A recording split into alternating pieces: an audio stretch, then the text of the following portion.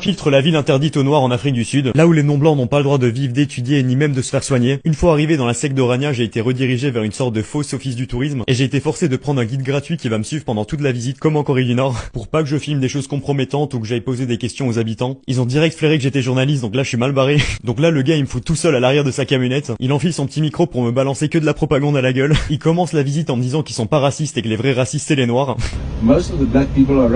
Ça annonce la couleur. Il enchaîne en me montrant le magasin de vêtements d'Orania. Il y a 2 entrées différentes pour les hommes et les femmes n'ont pas le droit de rentrer dans le magasin de vêtements pour hommes ni d'acheter des vêtements là-bas.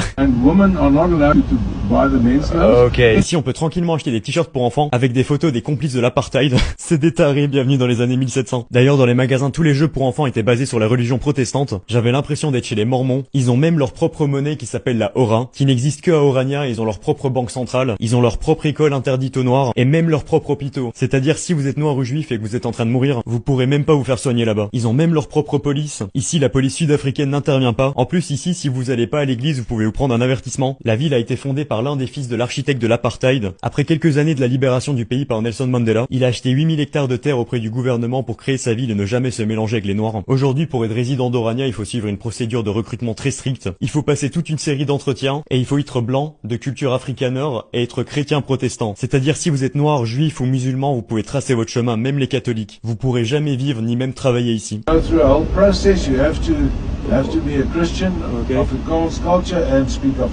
J'ai infiltré cette ville en changeant mon prénom et en me faisant passer pour un gros raciste pour gagner la confiance de mon guide et pouvoir explorer cette ville tout seul. Et ça a l'air de porter ses fruits.